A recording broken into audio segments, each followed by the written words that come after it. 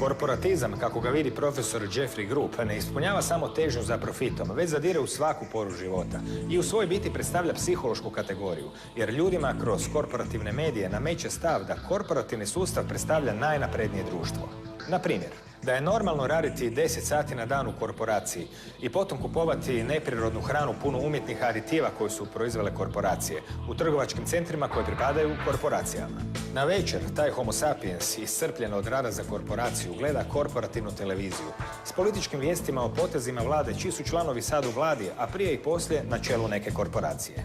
Kad takav život drastično naruši zdravlje, čovjek odlazi po medicinsku pomoć da bi dobio skupe, neučinkovite i štetne lijekove korporacije. Korporatizam nije od jučer.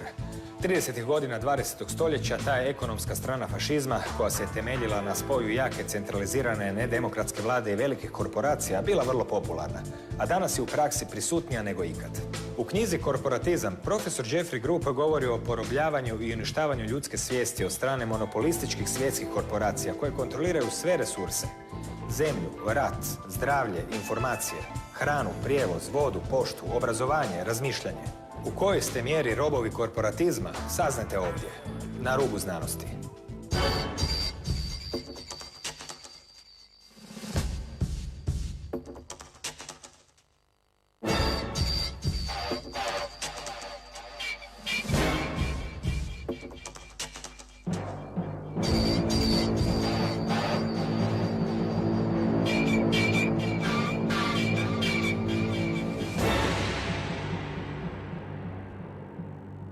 Dobro večer. Profesor filozofije Jeffrey Grupp stiže s koleđa Henry Ford u Detroitu u Michiganu.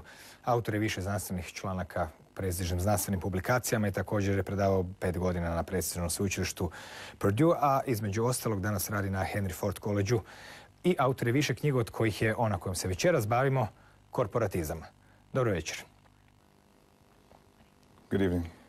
Što to jest korporatizam zapravo? Corporatism is when big governments, military, and business all become one force. This is the dominant political structure of the world as far back in history as anybody can see. We're usually told that there's democracy and communism and socialism and so forth, but really it's always just one system with, if it's a medieval king back in the Dark Ages, they will have, the king will own the military and will own the food production, for example. That's corporatism, where these forces of business, military, and government become unified. This is the dominant structure all over the world today. In the recent past, such as Nazi Germany, Stalin's Russia, United States of America today, and so forth. But most people don't know this because they're not told about it. But this is the dominant political force. Od kada datira suvremeni korporatizam kakvog danas poznajemo?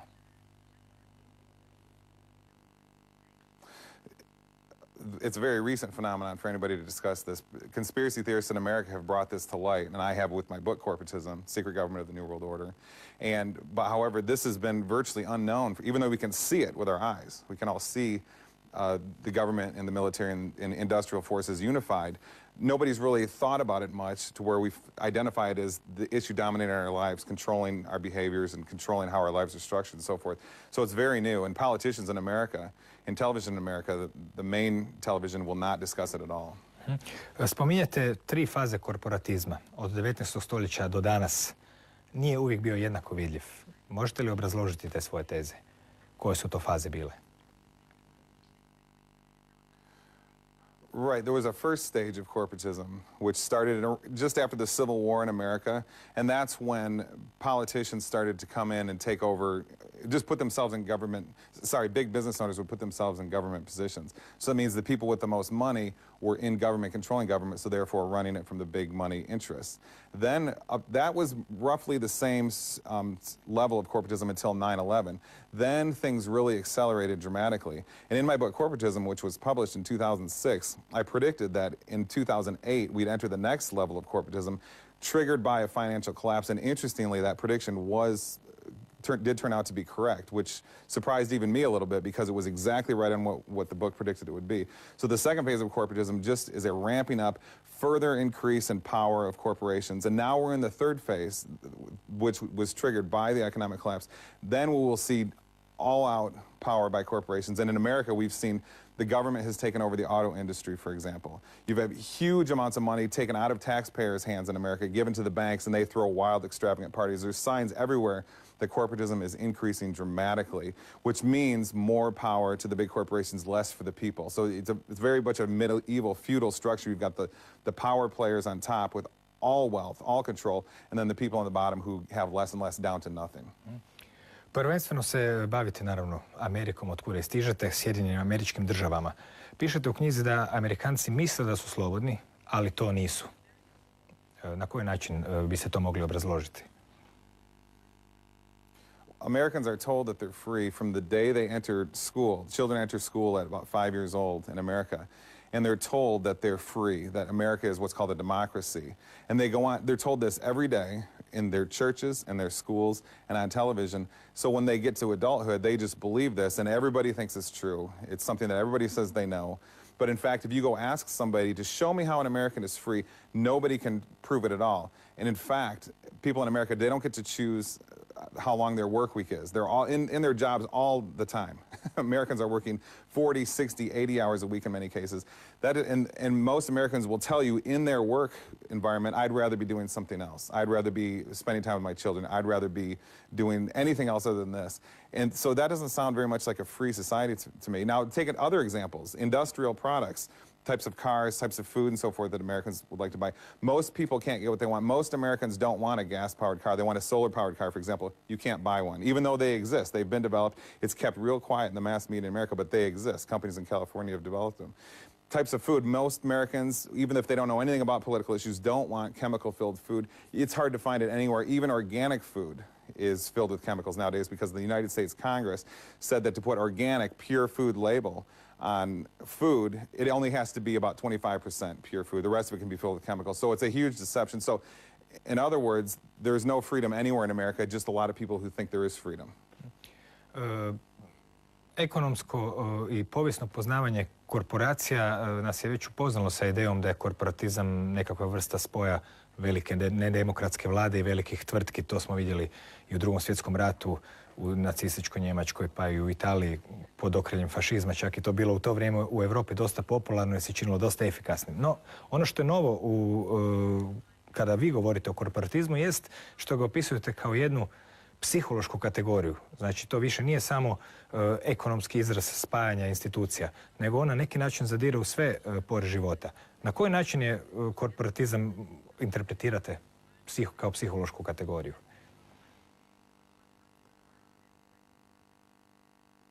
Yes, that's an excellent question.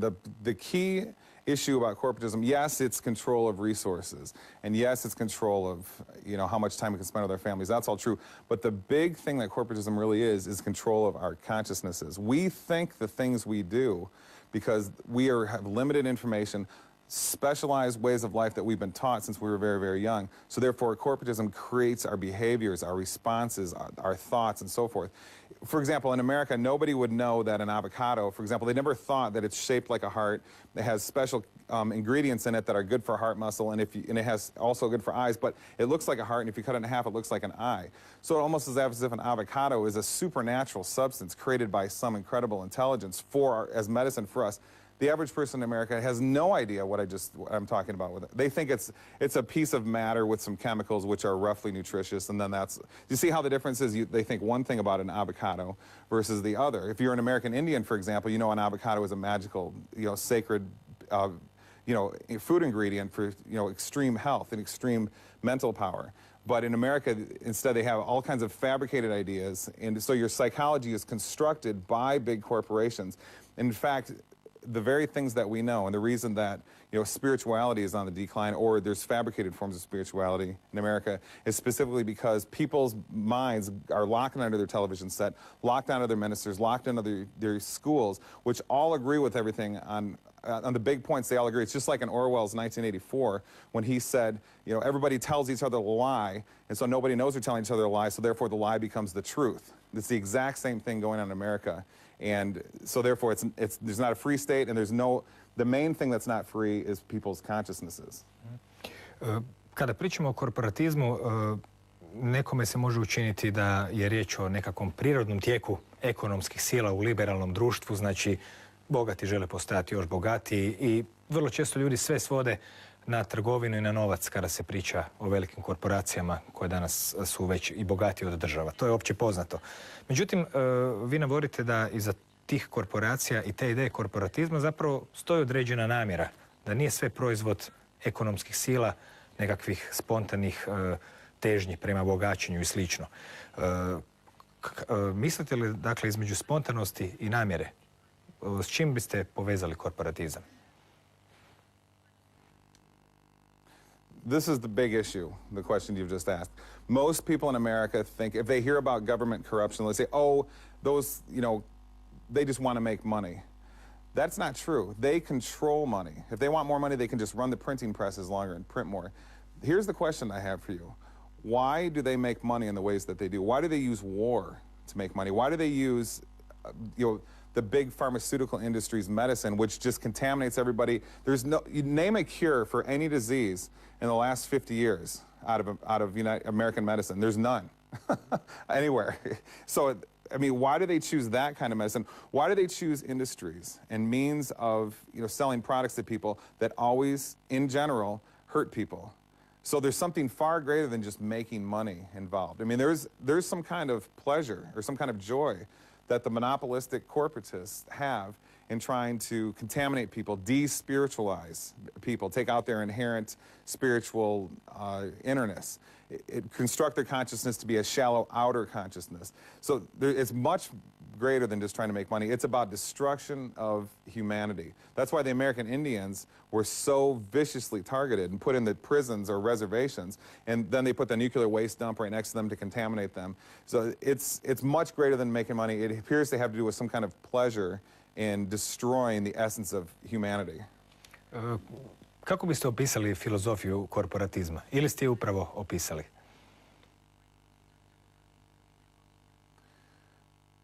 Well, that's a very deep question. Most people, and a very good question, most people on our planet don't find joy in these types of things. Imagine a vaccine. It has mercury in it, which completely damages a child.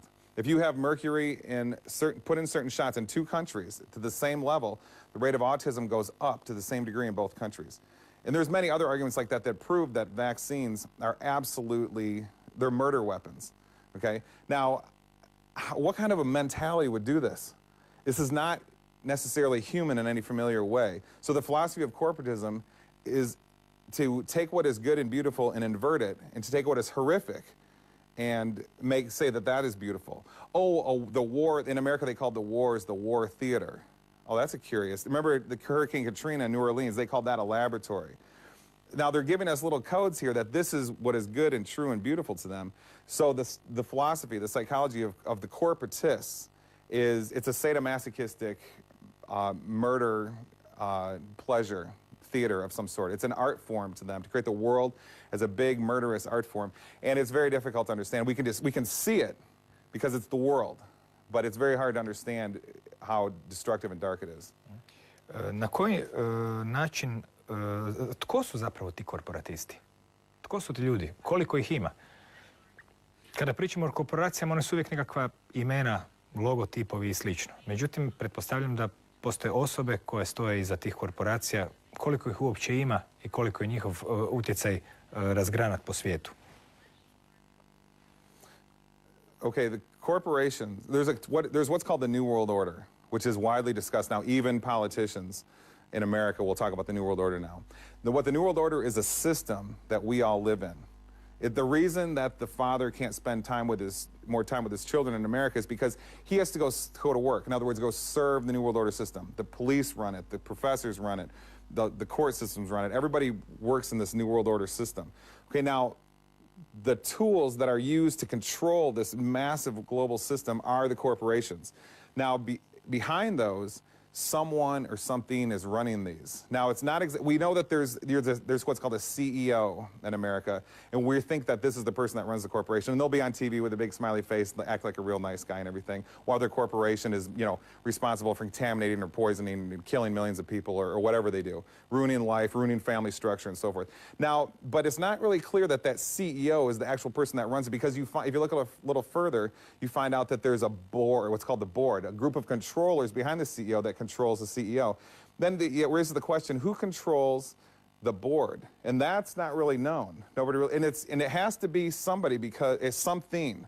It's not, because all these corporations work together in unison. Why do all the big monopolistic corporations, why do they all destroy humanity? Why isn't there one out there that uses, you know, healthy food to make us live longer so they can make money off us longer? No, they don't do that. It's always about destruction. So it's almost as if they're acting together. So some very dark force is behind the corporations themselves, the human controllers behind them. Kada pričamo o načinima kako se korporatizam održava u životu, zapravo pričamo o nekakvoj maloj grupici moćnih ljudi koji na neki način utječu na većinu populacije zemlje. Na neki način riječ bi bila o sustavu koji upravlja samim sobom.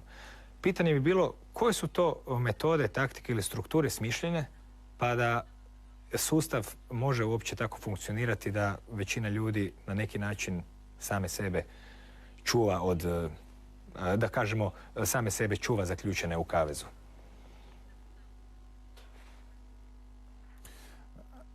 The whole system is about that. If you go to a school, schooling is the best example. The average, if you have, looking at opinion poll in America of the most trusted people, you can go to pollingreport.com and they have all these opinion polls you can see. The most trusted people in America are nurses, college professors, and so forth.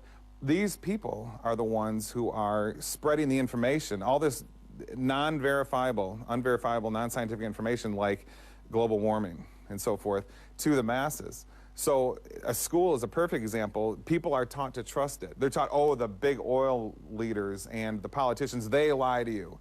But not the school teachers over here. They're innocent and they mean well. They don't lie. When in fact, if they don't lie, then go show me global warming. Why can't I see it? It's colder where I live in America, Ann Arbor, Michigan. And instead, they want me to, I'm supposed to believe that it exists. Why can't they show me the facts of evolution? Why can't they show me the facts of the Big Bang? If I ask them, prove these things to me, they just give me a bunch of theories. So a school, they often will take things that are secretly look to be very kind and innocent, but they're actually the real weapons that go in and attack the heart and soul of a person. U knjizi dajete puno primjera analize medija i analize vijesti. Zanimljivo je vidjeti, jer to se sve više zbiva i na europskom kontinentu i kod nas, a u Americi je prvo počelo, na koji način mediji orkestrirano rade, na koji način neke priče uzimaju i daju im veliki značaj, neke druge nikad ne spominju. Primijetio sam čak da ste na neki način počeli testirati istinitost vijesti upravo po tome da li se nalaze u korporativnim medijima ili ne. Drugim riječima, kakva je doista situacija prema vama vezana uz medije, uz vijesti, kako uopće čovjek može prepoznati što mu se nameće, a što skriva? Excellent question. What you can see with your own eyes, you can verify to be real. If you can't trust that it's real.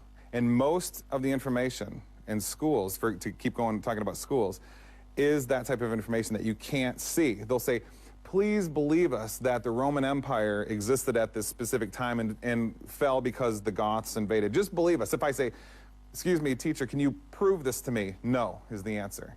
So the only way to actually know anything, and this goes for anybody in science, if you're a police officer, if you're working at courts, or a teacher, minister, anything, real information comes to us by what we can see. This is the essence of science, which philosophers like David Hume and Rene Descartes and so forth laid down for us, hundreds of years ago. But that's basically, even in the universities in America, it's basically completely forgotten. And it's all about theory and what...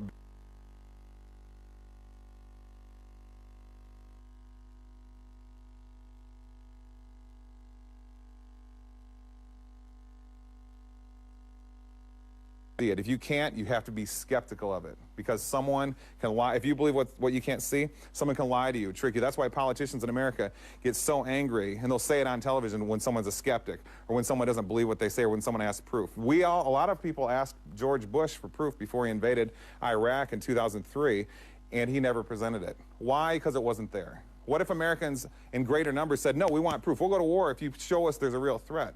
They didn't. He went to war. It was all a big lie. Možete li dati nekoliko primjera orkestriranog djelovanja velikih medija? Na primjer u SAD-a, od kuda stižete? Oh. Nije teško pitanje. No. Why? Have you ever heard of depleted? Has the average person ever heard of depleted uranium? Maybe they have here in Croatia. In America, nobody. Virtually nobody knows about it, but they're all breathing it in. It's all inside their body. It's toxic substances which were part of the weaponry used in places like Israel and the Middle East and so forth, and the recent, the wars over the last 20 years there. It's covered the whole atmosphere, but yet nobody knows anything about it. But they all know that there's a, young lady in America named Britney Spears who shaved all her hair off. I mean, so they're feeding us information that makes us completely stupid.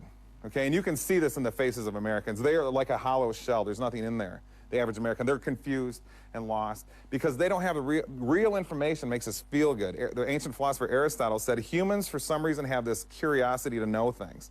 Well, if you take that out of someone, they're not human anymore, okay? So the average person in America goes on believing all the lies and what they hear, and that's the news, they think. So the fake, non-real information they think is the real. So, by specific examples, is a football game the biggest piece of news in the day, or that the U.S. military slaughtered another 50 people in Pakistan? Is that the news? They'll put the football game on first, and maybe people are so used to, the U.S. military killing people in all these wars that they won't even cover it anymore. So the football game becomes the dominant thing in someone's mind, and they no longer think about the casualties of the wars that American soldiers are carrying out. See how your psychology is created, like we were talking about earlier. You become concerned with one thing because it's displayed for you in the media, not another. So the important things are forgotten, and the non-important things are made to be your consciousness. Ono što opisujete staromodno bi se moglo nazvati ispiranjem mozga, programiranjem, hipnotiziranjem. Puno je naziva za takav način djelovanja.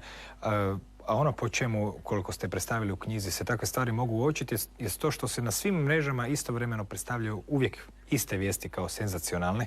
Naravno, pitanje se nameće, ne bi li možda netko drugi pokušao zaraditi neki novac s nekom drugom viješću koju nitko drugi nije objavio i slično. Takvih priča svakako ima. Naravno, korporatisti očito nije teško im utjecati na medije kad ih posjeduju.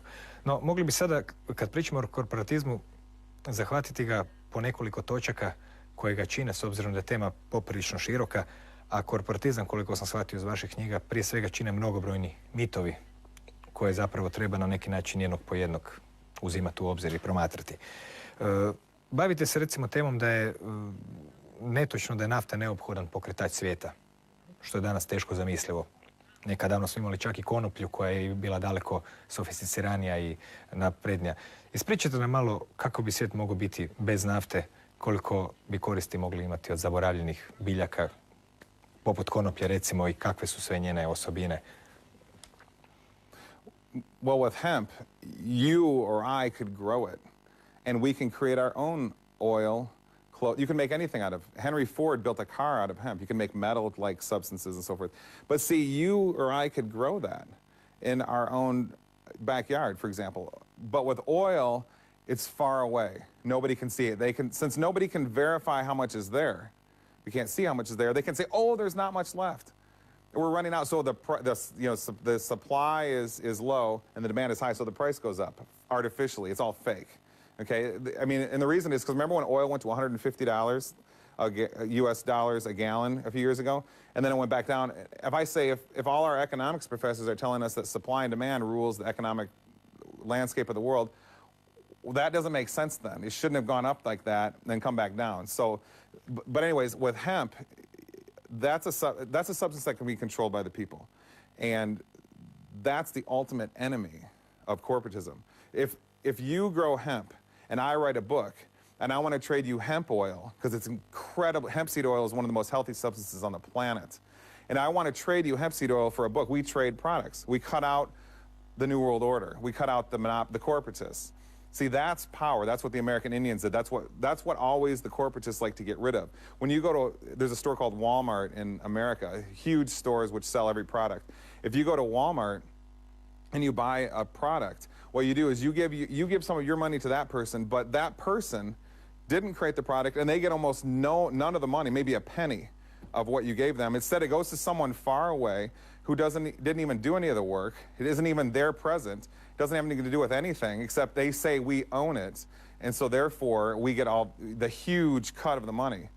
That's the problem. See what the American Indians did, for example, to bring them up again. They cut out that. They didn't have that process. Well, they bought and sold directly. That's what hemp has the power to do. There's a revolution in America that's brewing, a medical marijuana and hemp revolution, which I think will take off, but it has to be done where the corporatists don't get in and take over the industry. It has to be from person to person. That's the only way humans on planet Earth will gain freedom, is if we sell and trade resources directly from each. As soon as you have a person involved who doesn't do the work, then you have corporatism and monopolistic takeover. Spomenuo sam naftu jer je zapravo iznenađujuće da postoje alternative za naftu. Evo, kod konoplje od nje se mogu raditi cigle, odjeća, lijekovi, hrana, naraste 3 metra za godinu dana, održava tlo živim i slično.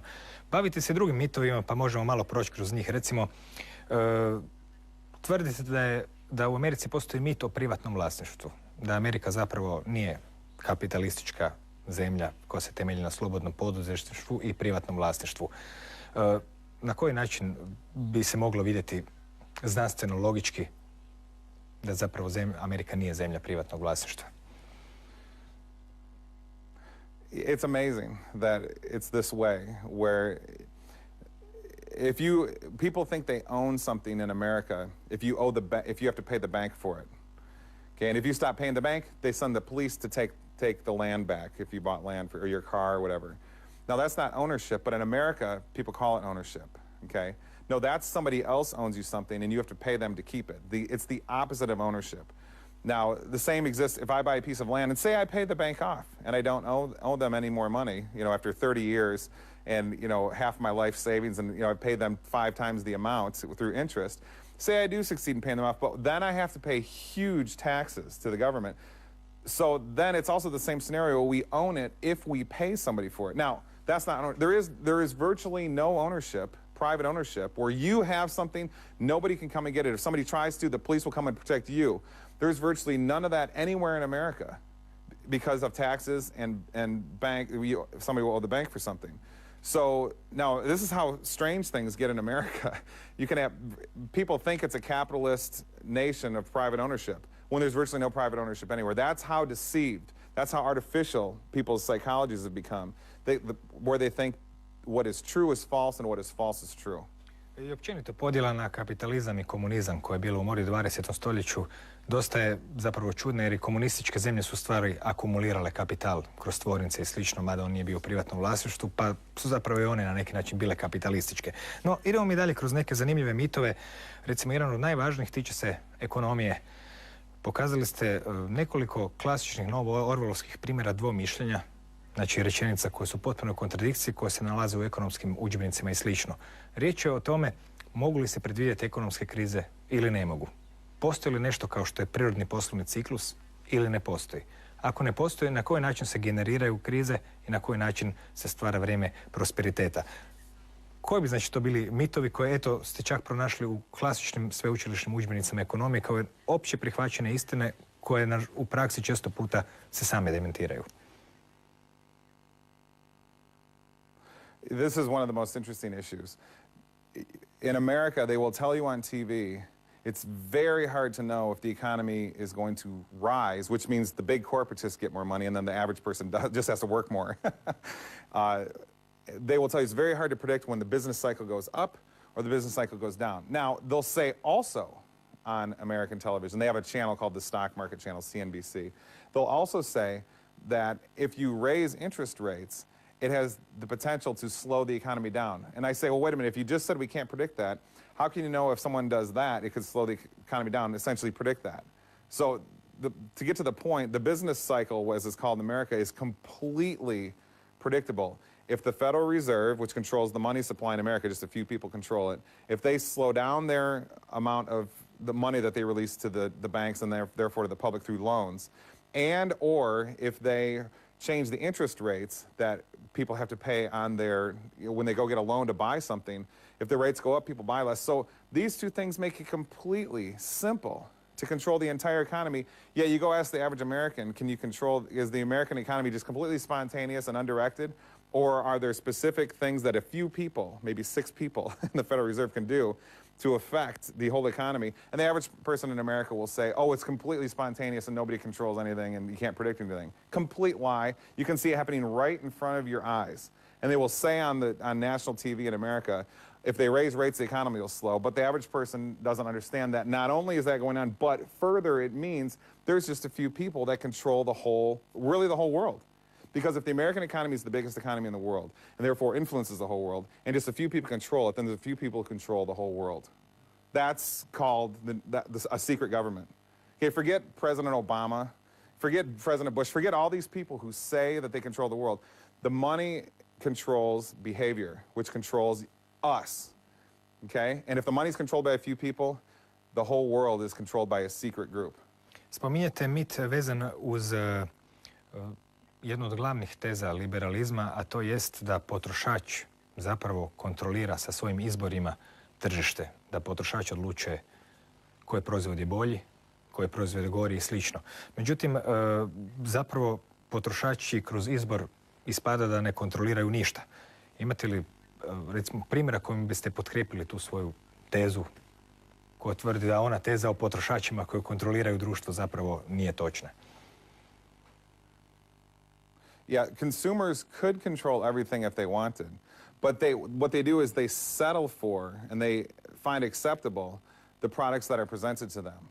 And they'll choose from, you know, the one news network over the other, which say the same things, or they'll choose, you know, Coke or Pepsi, which tastes the same, or they'll choose this junky American car, which will break down in a few years, versus this one that'll break down in a few years. So they're given these choices which aren't choices.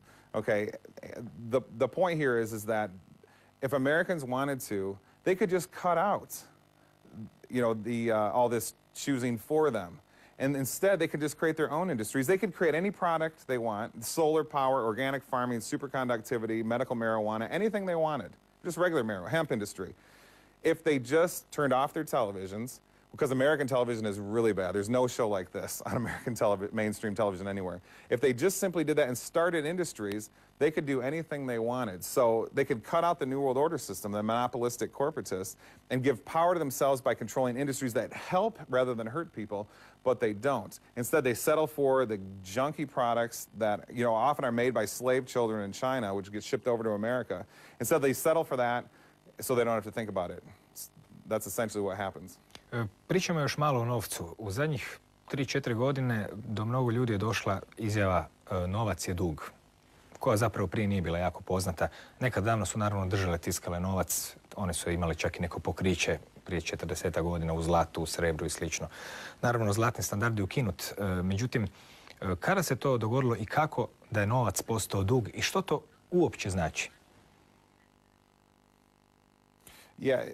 If somebody was to give you land, say, here, just take this land, it's yours. You don't know anybody for it. Build a house, have children, grow a farm, do whatever you want. That's called wealth. But if you suggest that to the average person in America, they'll laugh at you. Oh, that never happens.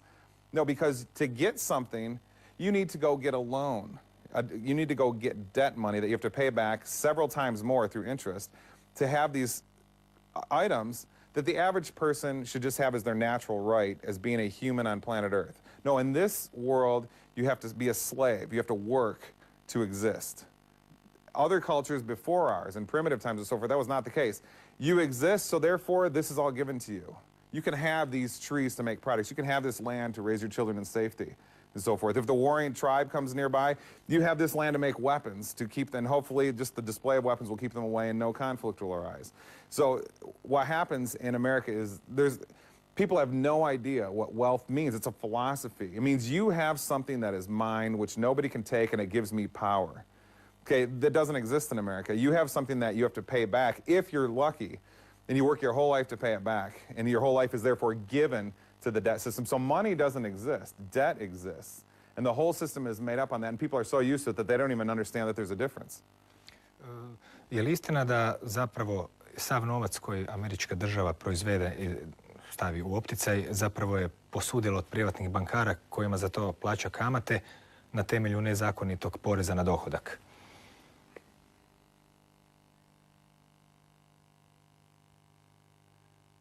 Yes, the idea in America that there's a government for the people is completely fabricated. There's a couple people that Americans see on TV. President Barack Obama, he's always got a nice smile, and then he lies about everything. Okay, there's a couple senators that'll talk about we need war, and then they'll smile about everything. Just all a big joke. Americans think that's the government, okay? And it has nothing to do with anything about their daily life. Then on the other hand, there's all this private money, private in the corporatist hands. There are people that have wealth in America. It's those people, okay? Everybody else doesn't. They own it all. Okay, so what will happen then in America is you will have just a few people on the very top who will have perfect ownership of things, and then in such a degree that they even create the money, where the average citizen in America just doesn't even understand that. Kakva je uloga medicine, odnosno kako se ona uklapa u korporatizam? Danas više nije nepoznato da korporacije financiraju istraživanja, da to ima zapravo jako puno netočnih rezultata, da lijekovi blockbusteri nisu toliko efikasni kako se reklamiraju. No, kako se uistinu medicina uklapa u cjelokupnu filozofiju korporatizma? How does the what fit in? Medicina. Oh, medicine. Oh, remember we talked earlier about how industries are created to hurt people? Well, there's no better example than what is called medicine. It's not medicine. Medicine is something that gives you physiological power or mental power. It's something that extends your life, gives you health so you can run faster, feel better, and so forth. In American medicine, if you have cancer, what they do is they will radiate you, which is something that causes cancer. So it's so absurd that, but I think it was Hitler who said the more absurd things are, the better people will believe it. Medicine is a perfect example of that. There's no cures for anything. I think the last cure was a polio vaccine. And if you look into that, it wasn't a cure. They changed the definition of polio right when the vaccine was introduced, so very much fewer people had it. That's right in medical textbooks even have that in their history sections of their books. But the average person doesn't think about this. They're told on the news, oh, American medicine is amazing. All these chemicals you can put in your body, all these machines and probes they have that can search your body. Now, here's a question for you. Why do we have cancer? Why do we have diabetes, osteoporosis, Alzheimer's, all these diseases?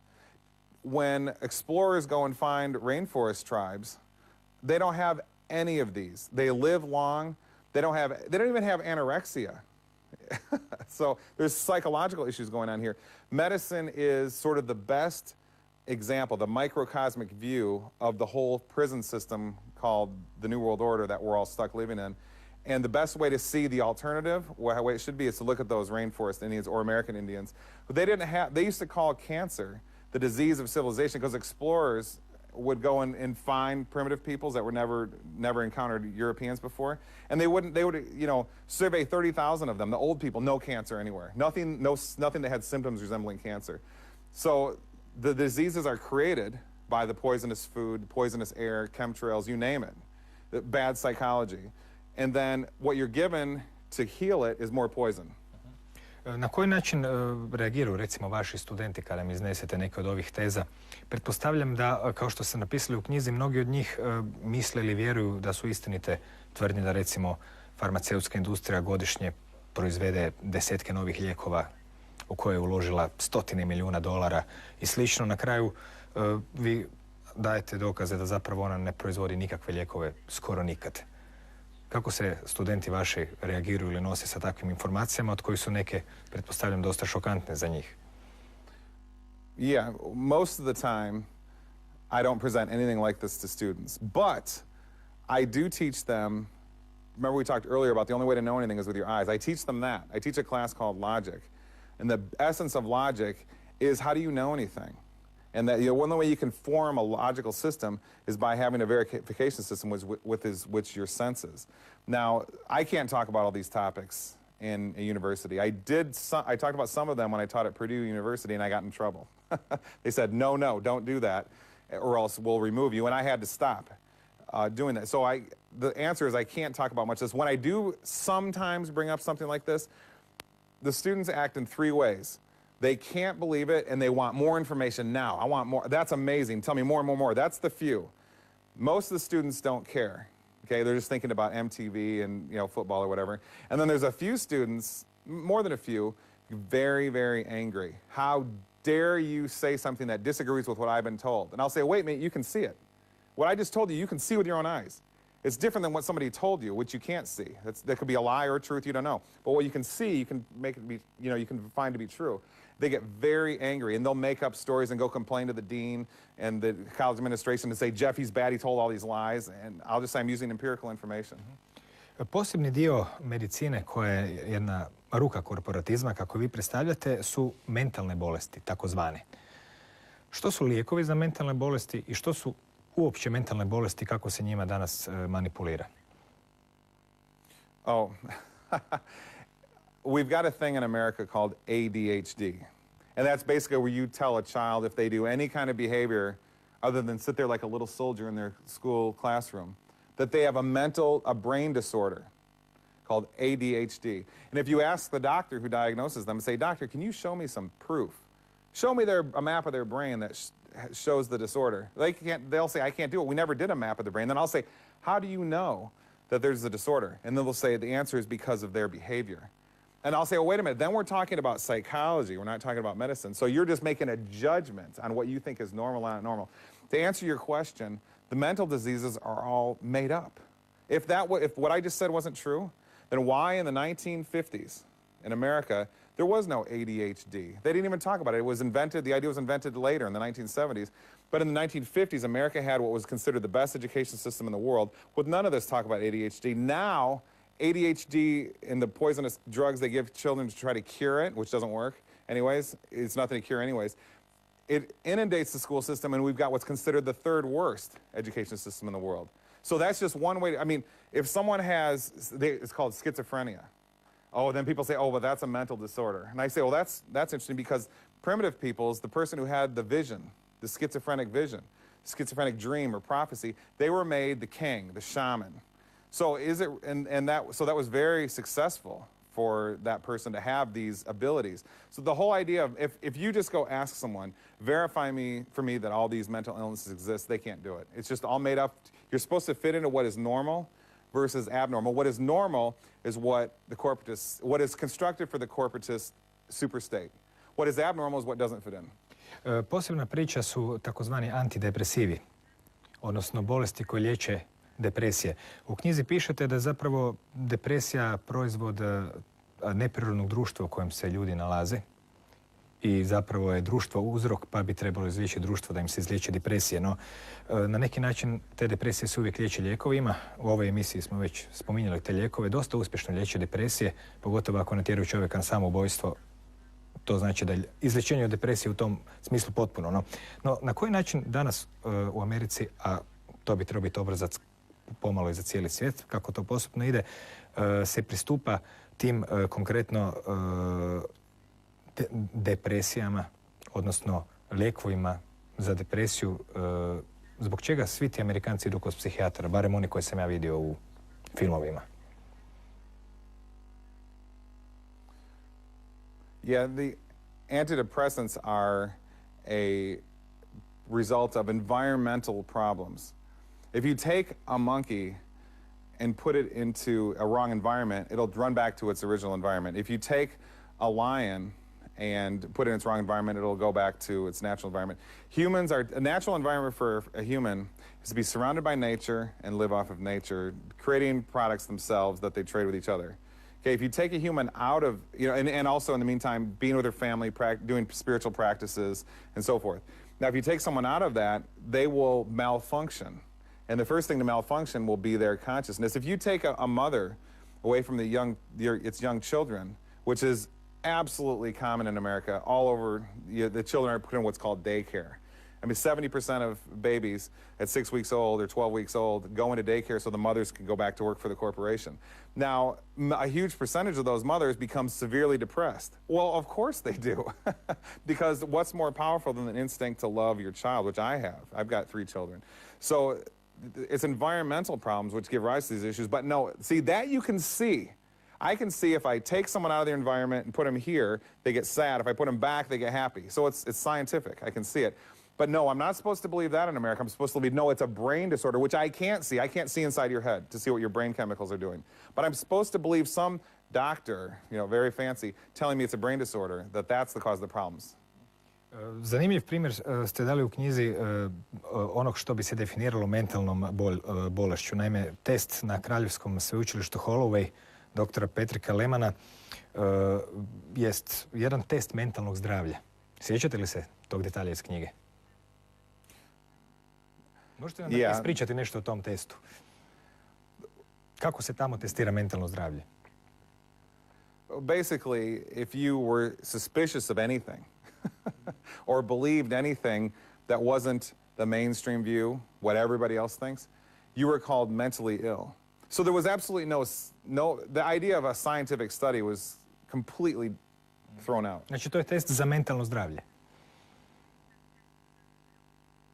Oh, no, it's testing how well you fit into a sick society, which is what psychology in America is. You're abnormal if you don't, you're normal if you do. Spominjete brojne nedokazane mitove o kalciju, osteoporozi. Spominjete da se u medicini nauči o prehrani, da se spominju nedokazive. Koji su to bitni dijelovi koji bi recimo trebali biti u medicini po vama, umjesto ovih koje ste spomenuli? Medical students in America, as I cite in my book, are taught that if you consider nutrition a way to achieve health, that is erroneous information. What will give nutrition is being healed from certain drugs, which don't heal anyways. They just reduce symptoms at most. So the idea of nutrition in America, now the general public in America is somewhat concerned with nutrition. That's why the organic food industry, which really isn't organic, is on the rise in America. Now, on the other hand, though, the average person in America doesn't know anything. They're concerned with nutrition but don't know anything about it. And medical students are not there. You can go through all of medical school without being taught a class on nutrition. But if I was to analyze the chemicals of my immune system, for example, it's made of all these vitamins and minerals that when you go take vitamins or supplements, so you're feeding your immune system. That's why I can give a person I know vitamins and minerals, and they can go 2 years without getting any kind of sickness at all, because that's what your body needs. Your brain is made out of, 60% of it is made out of omega oil. All different parts of your neurons are made out of omega oil. Go ask a doctor in America, is omega oil important to take? I don't know. They'll say no or something like that, when it's because they're not studying the makeup of the physiology, only how you can alter it with chemicals. So actual medicine, which involves nutrition, doesn't have anything to do with medicine in America. Ne birate baš reći kada govorite o aktuelnom svjetskom poretku. On je prisutan naravno u Americi gdje vi živite, ali također ga prepoznate i u ostatku svijeta jer korporacije su nadnacionalne, pa tako štete i Americi kao državi kao i svakoj drugoj. Koristite riječi kao totalitarizam, fašizam, čak i komunizam u američkom smislu te riječi. Kod nas taj izraz zvuči neke druge konotacije. Drugim riječima, diktatura. Međutim, mnogi ljudi smatraju da je diktatura kad imamo jednog diktatora, centralnu vlast i onda se to sve to piramidalno širi. No, to je možda još jedna kriva prerudžba diktature, jer ovdje pričamo o diktaturi koja zapravo nema jedan vidljivi centar, nego ih ima barem nekoliko. Kakva je zapravo priroda te diktature i po čemu je cijeli taj sustav koji se nameće sustavno svijetu, tako i u Europi isto u zadnjih 10-15 godina, 20 i duže, po čemu je on zapravo diktatorski? Okay, and what we're usually taught dictatorship is there's somebody you can see who controls everything. Hitler is always the example in America used. And if he's the dictator, why did he get so much money from Ford Motor Company, from IBM? They gave him the little population machines, just gave them to him basically at a huge discount. When you go to the Holocaust Museum in the United States in Washington, D.C., you walk right into the building, they have the population machine that says IBM. The idea of a dictatorship is put everywhere in front of everybody's face in America. The guy in North Korea, Saddam Hussein, everybody gets all riled up and angry. Oh, those dictators.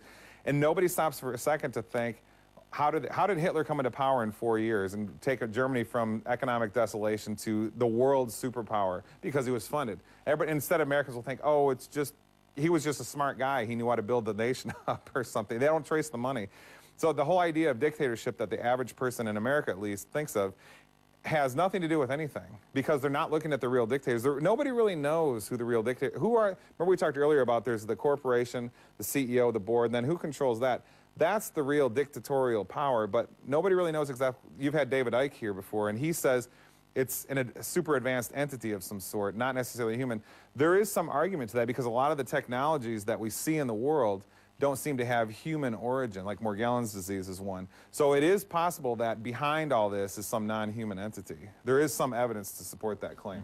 Što bi odgovorilo na pitanje kako su ljudi mogli napraviti nešto tako neljudsko kao što je korporatizam. U svakom slučaju, bio je prvi dio razgovora sa Jeffreyem Gruppom. Hvala, nastavit ćemo. O prirodi i pravim ciljevima korporatizma drugi slijedi za tjedan dana kad ćemo dignuti još koji veo sa pitanja što korporatizam predstavlja, koje namjere sadrži i zašto i koliko je daleko stigao ovako neprimjećen. Laku noć.